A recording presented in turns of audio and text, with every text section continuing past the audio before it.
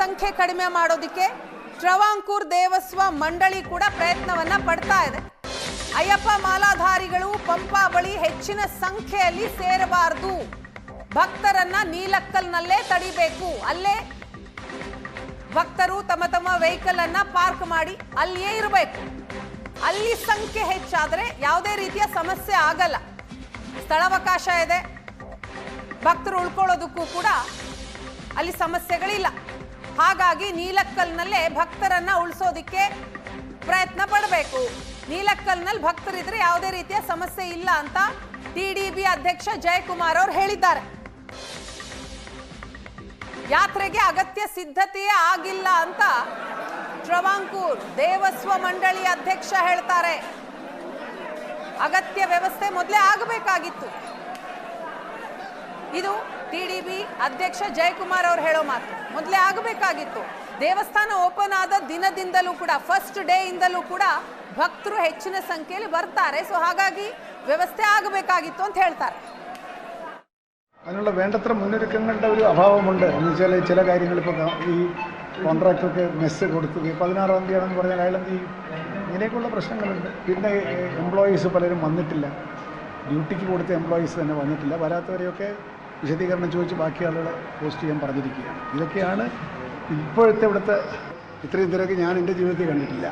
ഈ രണ്ടാം ദിവസം ഇത്രയും ഏറെ ജനപ്രവാഹമാണ്. അപ്പോൾ ഞാനിപ്പോൾ നമ്മുടെ ഈ മുറ്റത്ത്, ലോവർ തിരുമുറ്റത്ത് അപായകരമായ തരത്തിലുള്ള ക്രൗഡാണ്. ഇങ്ങനെ ക്യൂവിലല്ലാതെ വന്നവർ, ഇതവർ ചന്ദ്രൻ റോഡ് വഴിയൊക്കെ ചാടി വന്നവരാണെന്ന് പറയുന്നു. ക്യൂവിൽ അതെന്തുകൊണ്ടെന്ന് വെച്ചാൽ ക്യൂവിൽ ഒരുപാട് സമയം നിൽക്കേണ്ടി വരുന്നതുകൊണ്ടാണ് ആളുകൾ ചാടുന്നത്. അവരെല്ലാം ഇവിടെ നിൽപ്പുണ്ട്. ആ നിൽക്കുന്നവർ ഇനി കൂടുതൽ വരാതിരിക്കാനും നോക്കാനും ഈ നിൽക്കുന്നവരെ പതുക്കെ 18-ാം പടി കയറാൻ അനുവദിക്കാനായിട്ട് ചാർജ് ഓഫീസറോട് പറഞ്ഞിട്ടുണ്ട്. ഇപ്പോൾ വരും. ഇങ്ങനെ ഒരു ആൾക്കൂട്ടം ഇവിടെ ഫോം ചെയ്യാൻ പാടില്ലായിരുന്നു. അതെന്തുകൊണ്ട് ഫോം ചെയ്തു? ഇനി അത് വരാൻ പാടില്ല, നോക്കണം എന്തുകൊണ്ടാണെന്നുള്ളത്.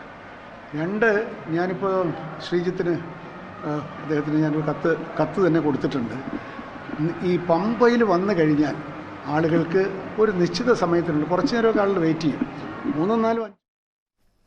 ಈ ಬಗ್ಗೆ ಡೀಟೇಲ್ಸ್ ಅನ್ನ ಪಡೆದುಕೊಳ್ಳೋಣ. ನಮ್ಮ ಪ್ರತಿನಿಧಿ ಮುತ್ತಪ್ಪ ಈಗ ನಮ್ಮ ಜೊತೆ ಸಂಪರ್ಕದಲ್ಲಿದ್ದಾರೆ. ಮುತ್ತಪ್ಪ, ಶಬರಿಮಲೆಯಲ್ಲಿ ಅಯ್ಯಪ್ಪನ ದರ್ಶನಕ್ಕೆ ಜನಸಾಗರವೇ ಹರಿದು ಬರ್ತಾ ಇರೋದನ್ನ ನಾವು ನೋಡ್ತಾ ಇದ್ದೀವಿ. ಆದರೆ ಟಿಡಿಬಿ ಅಧ್ಯಕ್ಷರು ಹೇಳ್ತಾರೆ ಮೊದಲೇ ವ್ಯವಸ್ಥೆ ಆಗಬೇಕಾಗಿತ್ತು. ನಿಜ, ಏನೇ ಇಂತಹ ಒಂದು ಕಾರ್ಯಕ್ರಮಗಳಿದ್ದಂತಹ ಸಂದರ್ಭದಲ್ಲಿ ವ್ಯವಸ್ಥೆಗಳು ಮೊದಲೇ ಆಗಿರುತ್ತೆ.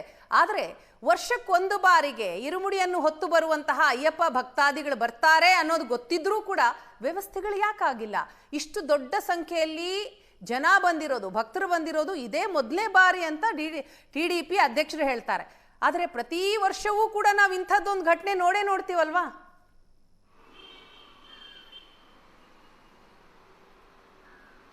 ಅದು ಇನ್ನು ಕಳೆದ ಬಾರಿ ಕೂಡ ಇದೇ ರೀತಿಯಾದಂತಹ ಒಂದು ಘಟನೆ ನಡೆದಂತಹ ಸಂದರ್ಭ ಸಾಕಷ್ಟು ಸಾವು ನೋವು ಕೂಡ ಸಂಭವಿಸಿತ್ತು. ಈ ಬಾರಿ ಕೂಡ ಅಲ್ಲಿ ನಿಯಂತ್ರಣಕ್ಕೆ ಬಾರದಷ್ಟು, ಅಂದ್ರೆ ಪರಿಸ್ಥಿತಿ ನಿಯಂತ್ರಣಕ್ಕೆ ಬಾರದಷ್ಟು ಜನಸಂಖ್ಯೆಯಲ್ಲಿ ಸೇರಿರುವಂಥದ್ದು.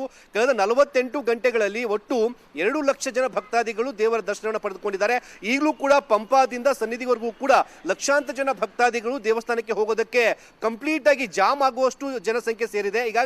ಈಗ ಮಾಹಿತಿ ಸಿಕ್ಕಿರುವಂತಹ ಮಾಹಿತಿ ಪ್ರಕಾರ ಪಂಪಾದಿಂದ ಸನ್ನಿಧಿವರೆಗೂ ಕೂಡ ಕನಿಷ್ಠ 3 ಲಕ್ಷ ಜನ ಆ ಒಂದು ಭಾಗದಲ್ಲಿ ಈಗಲೂ ಕೂಡ ನಿಂತ್ಕೊಂಡಿರುವಂತದ್ದು. ಮೂಲಭೂತ ಸೌಕರ್ಯಗಳು ಇಲ್ಲದೆ ಸಾಕಷ್ಟು ಪರದಾಡ್ತಾ ಇದ್ದಾರೆ. ಕುಡಿಯೋಕೆ ನೀರು ಇಲ್ಲದೆ, ಜೊತೆಗೆ ವಿಶ್ರಾಂತಿ ಪಡೆದುಕೊಳ್ಳಲು ಕೂಡ ಆಗದಿರುವಂತಹ ಸ್ಥಿತಿ ನಿರ್ಮಾಣವಾಗಿದ್ದು, ಈಗಾಗಲೇ 60 ವರ್ಷದ ಒಬ್ಬ ಮಹಿಳೆ ಜನಸಂದಣಿಯಿಂದಾಗಿ ಉಸಿರುಗಟ್ಟಿ ಅಲ್ಲೇ ಸ್ಥಳದಲ್ಲೇ ಸಾವನ್ನಪ್ಪಿರುವಂತಹ ಮಾಹಿತಿ ಕೂಡ ಸಿಗ್ತಾ ಇರುವಂತದ್ದು. ಈಗಾಗಲೇ ದೇವಸ್ಥಾನದ ಆಡಳಿತ ಮಂಡಳಿ ಕೂಡ ಸ್ಪಷ್ಟವಾಗಿ ಹೇಳಿದೆ, ಬರುವಂತಹ ಭಕ್ತಾದಿಗಳನ್ನ ನೀಲೇಕಲ್ನಲ್ಲೇ ತಡೆ ಹಿಡಿಬೇಕು ಅಂತಂದ್ರೆ. ಈ ನೀಲೇಕಲ್ ಏನಂತಂದ್ರೆ ಪಂಪಾದಿಂದ 18 ಕಿಲೋಮೀಟರ್ ದೂರದಲ್ಲಿರುವಂತಹ ಒಂದು ಪಾರ್ಕಿಂಗ್ ಏರಿಯಾ. ಆ ಭಾಗದಲ್ಲೇ ಈಗ ಸಿಕ್ಕಿರುವಂತಹ ಮಾಹಿತಿ ಪ್ರಕಾರ ಕನಿಷ್ಠ 1 ಲಕ್ಷ ಜನ ಆ ಭಾಗದಲ್ಲಿ ಈಗಿದ್ದಾರೆ ಭಕ್ತಾದಿಗಳು. ಅವರನ್ನ ಇಲ್ಲಿಗೆ ಬಿಟ್ಟರೆ ಮತ್ತಷ್ಟು ಪರಿಸ್ಥಿತಿ ಕೈಮೀರಿ ಹೋಗುವಂತಹ ಒಂದು ಸಾಧ್ಯತೆ ಇರುವಂತಹ ಕಾರಣಕ್ಕಾಗಿ ನೀಲಕಲ್ಲಲ್ಲೇ ಎಲ್ಲ ಭಕ್ತಾದಿಗಳಿಗೆ ಬೇಕಾದಂತಹ ವ್ಯವಸ್ಥೆಯನ್ನ ಮಾಡಬೇಕು. ಪಂಪಾ ಮತ್ತೆ ಸನ್ನಿಧಿಲಿರುವಂತಹ ಭಕ್ತಾದಿಗಳು ಖಾಲಿ ಆದ ನಂತರದಲ್ಲಿ ಅಲ್ಲಿರುವಂತಹ ಭಕ್ತಾದಿಗಳನ್ನ ಬಿಡಬೇಕು ಅನ್ನೋ ಒಂದು ಮಾತುಕತೆ ಕೂಡ ಈಗ ನಡೀತಾ ಇದೆ. ಇನ್ನು ದೇವಸ್ಥಾನದ ಆಡಳಿತ ಮಂಡಳಿ ಏನ್ ನಿರೀಕ್ಷೆ ಮಾಡಿತ್ತು, ಆ ನಿರೀಕ್ಷೆಗೂ ಮೀರಿ ಭಕ್ತಾದಿಗಳು ಬಂದಿರುವಂತಹ ಕಾರಣಕ್ಕಾಗಿ ಈ ಒಂದು ಸಮಸ್ಯೆ ಕೂಡ ಅಲ್ಲಿ ಉಂಟಾಗಿರುವಂತದ್ದು. ಯಾಕಂದ್ರೆ ಈಗ ದೇವಸ್ಥಾನದ ಆಡಳಿತ ಮಂಡಳಿ ಹೇಳುವಂತಹ ಪ್ರಕಾರ 40,000-50,000 ಜನ ಭಕ್ತಾದಿಗಳು ಬರುವಂತಹ ನಿರೀಕ್ಷೆನ ಇಡಲಾಗಿತ್ತು. ಆದರೆ ಕಳೆದ 48 ಗಂಟೆಗಳಲ್ಲಿ 2 ಲಕ್ಷ ಜನ ಭಕ್ತಾದಿಗಳು ಆ ದೇವಸ್ಥಾನಕ್ಕೆ ಬಂದು ದೇವರ ದರ್ಶನ ಪಡೆದುಕೊಂಡು ಹೋಗಿದ್ದಾರೆ ಅಂತ ಹೇಳಾಗ್ತದೆ. ಆದರೆ ಈ ಆಡಳಿತ ಮಂಡಳಿ ಮಾಡಿರುವಂತಹ ಎಡವಟ್ಟು ಏನಂತಂದ್ರೆ ಕಳೆದ ಬಾರಿಯೂ ಕೂಡ ಇದೇ ರೀತಿಯಾದಂತಹ ಸಬೂಬನ್ನು ಕೊಡುವಂತಹ ಕೆಲಸವನ್ನು ಮಾಡಿದ್ರು.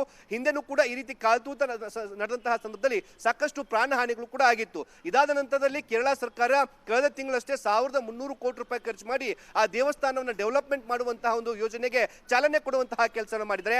ಆದರೆ ಅಲ್ಲಿಂದ ಇದುವರೆಗೂ ಕೂಡ ಯಾವುದೇ ರೀತಿಯಾದ ವ್ಯವಸ್ಥೆ ಮಾಡದೇ ಇರುವಂತಹ ಕಾರಣಕ್ಕಾಗಿ ಈ ರೀತಿಯಂತಹ ದುರ್ಘಟನೆ ಕೂಡ ನಡೀತಿದ್ದಾವೆ.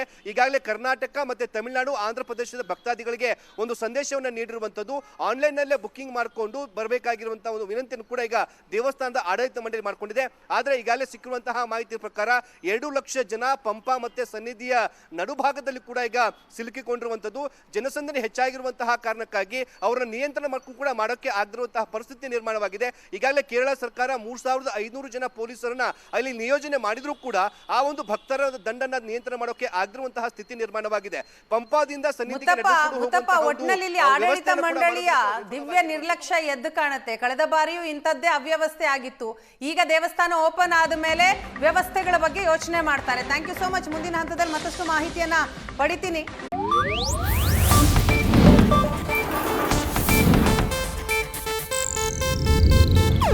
ಇದು ಏಷ್ಯಾನೆಟ್ ನ್ಯೂಸ್ ನೆಟ್ವರ್ಕ್ ಪ್ರಸ್ತುತಿ.